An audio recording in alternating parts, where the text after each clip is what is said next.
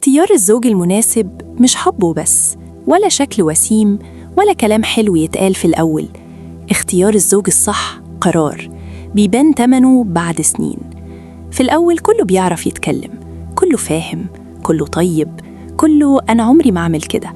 بس السؤال مش هو قال إيه، السؤال هو بيعمل إيه وقت الزعل، وقت الضيق، وقت ما الأمور مش ماشية على مزاجه.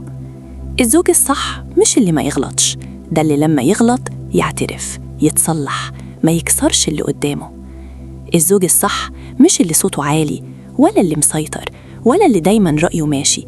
الصح هو اللي يعرف يسمع من غير ما يحول كل نقاش لمعركة وكل اختلاف لهزيمة. في ناس تختار على أساس الشكل وتكتشف إن الروح ما بتستحملش، وفي ناس تختار على أساس الفلوس وتفهم بعدين إن الأمان مش حساب في البنك، وفي ناس تختار علشان تهرب فتلبس في حبس طويل.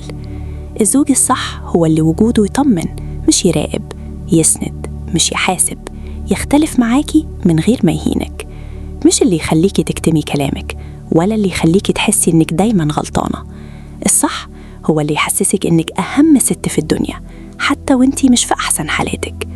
أخطر اختيار في الحياة مش الشغل ولا المكان ولا حتى الصحبة، أخطر اختيار هو الإنسان اللي هتصحي وتنامي معاه وإنتي على حقيقتك. علشان كده ما تستعجليش وما تختاريش علشان الناس، وما تمشيش ورا فكرة أصل كل الرجالة زي بعض. لا، مش كلهم زي بعض.